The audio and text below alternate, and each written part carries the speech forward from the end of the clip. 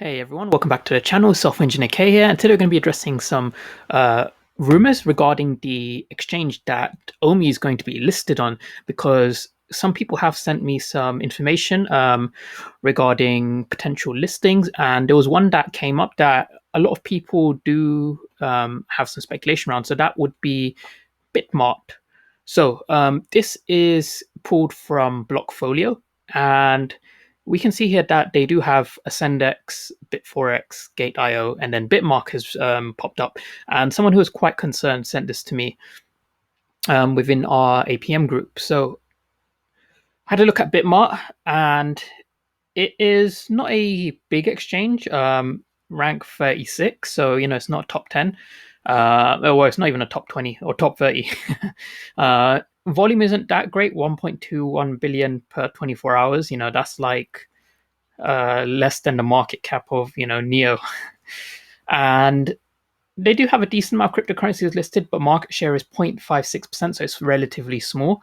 Now, before people kind of start jumping the boat and selling all their OMI, I want to address whether I believe it is going to be Bitmart, because the Ecomi team has not officially announced anything. We see things, all the time that are popping up, and people speculate, and then that speculation can either drive the price up excessively or drive it down excessively.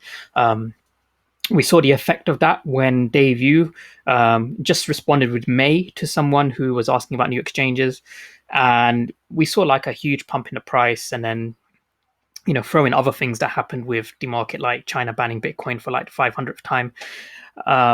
We just saw ridiculous volatility again, and that's not good for the token. So if we have a look at Coindar, we can see that it actually has Ecomi listed on Bitmart, which is interesting because this is a reliable source, and Ecomi was apparently, or OMI was apparently listed on Bitmart back in March, and we know it has not. It definitely has not listed in Bitmart. So that got me interested. I was like, okay, how do I how can I check this? And luckily they do provide sources, and you can also share this, and then you can have a look at Bitmart yourself. So I had to look at the source that stated it was getting listed at Bitmart, and it does not take me to Bitmart. It takes me to Bitmax, which has now been rebranded as Ascendex. So what I think happened, and this is just a very, very common mistake that could happen, is they've probably just had some kind of autofill or drop down or something, and it's selected Bitmart instead of Bitmax. Because if the source is Bitmax, and we know it's listed on Bitmax, it definitely was not listed on Bitmart in March. It was listed on Bitmax though. Then I think this is just a genuine mistake. And it says here Bitmart will be the second largest among the exchanges where Ecomi is listed. That is false. Definitely false. So yeah, this page I think is just a bit of a mess. And this data, this is definitely what's showing on Bitmax or Ascendex, whatever you want to call it. So just remember, don't start, freaking out if you see a new exchange listing that hasn't been officially confirmed by Ecomi. I always say, don't make any significant moves until you've got solid information. Like, you can trade speculatively, but you have to remember that it is speculation. It's not official, and you can be wrong. So hopefully that's cleared that up. What we also heard today, and this was something I kind of want to just show again, is today, so a few hours ago, for the 500th time China has banned Bitcoin. It's been banning Bitcoin pretty much every other day now. And every time they do this, the markets come tumbling down, and we are in a dip again, which is why the price of OMI is currently at 0.28 cents. And for those who watched yesterday's video, I said I would have a pending buy 0.3 cents, and my second pending buy is 0.25 cents. And a lot of people, they were a bit speculative. Well, they were a bit skeptical. They thought, it's definitely not going to go to 0.25. But right now it's at 0.28. It can go to 0.25. But there is a caveat. There is some reassurance that I do want to share with you guys. So that's pretty much what I want to touch on. That I will come back to this in a second. What I did also want to share was just a competition that I'm running, and just something really cool that I saw today. Someone alerted me about this. So Daniel Lee, pretty funny guy. He basically made this video because I had a few mentions in the Discord AMA. Fortunately, most of my followers, because I keep going on about doing your due diligence, my followers generally do their due diligence, which is really nice to see. So they kind of knew what this was about anyway. Reese knew what it was about, hence his like funny response as well. If you have seen the AMA. But I just wanted to play this clip for you, this intro by Daniel Lee, just because I just found it super funny. I know that the user Hello K, the YouTuber, has just kind of a disgrace. So dang, Hello K getting called out on the internet. Damn! What you gonna say about that, Hello K? Do you have a response to that, Hello K? You gonna let someone on the internet call you out like that, Hello K?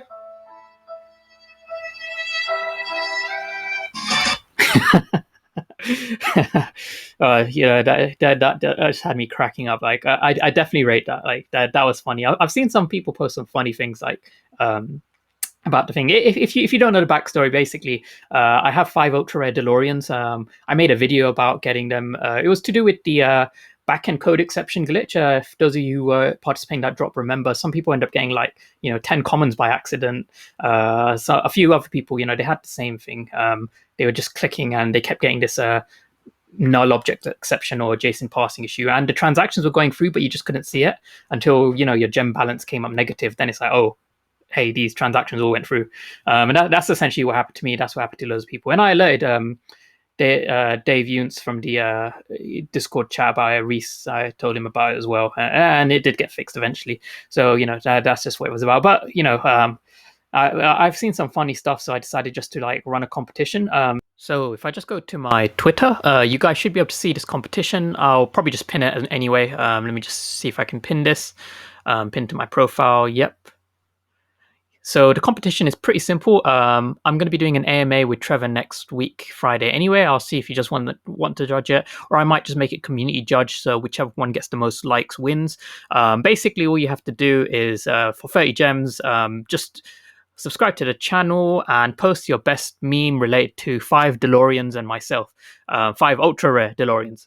So I think there's already some people who have started like posting. Let me just see if I can click into this. Okay, there's people coming. I know. Shaq is gonna have something funny. Okay, so someone decided to make me King Kong on a stack of 5 DeLoreans, listing all my dream cars. Be like, hold on, wait, 1, 2, 3, 4. Okay, 5. Yeah, he's got 5 in there. All right, that's legit. Yeah, so all you need to do is just post your meme to this Twitter post here, and then next week Friday we'll see who the winner is. We might just announce it on the video. And lastly, what I did also want to touch on was the issue with OMI's price right now, because if we go to CoinGecko first and compare OMI to Bitcoin, now this is what I've been talking about for the past week and a bit. People kept saying that OMI's price was dipping and it's been dipping downwards, and that is true if you're only looking at USD to OMI, and I would advise not to do that. I know it just makes sense because everyone, will kind of use USD or GBP or whatever your fiat currency is. But compared to Bitcoin gives you a much better overview, because then you can see OMI relative to the rest of the market, because the market generally tracks Bitcoin. So up until the 5th, I've said this before, we hit a low, and then since the 5th of May, we never actually went down further than that. So we can see here on the 8th of May, we bounced again. 10th of May, we stayed on that same area of support. At 13th, 0.8 Bitcoin again on the 18th. And then here on the 19th is when we had the speculation of a new exchange, because someone asked David Yu, hey, when are we getting a new exchange? And he said May. And then we kind of came back down since, China decided to ban Bitcoin for like the millionth time.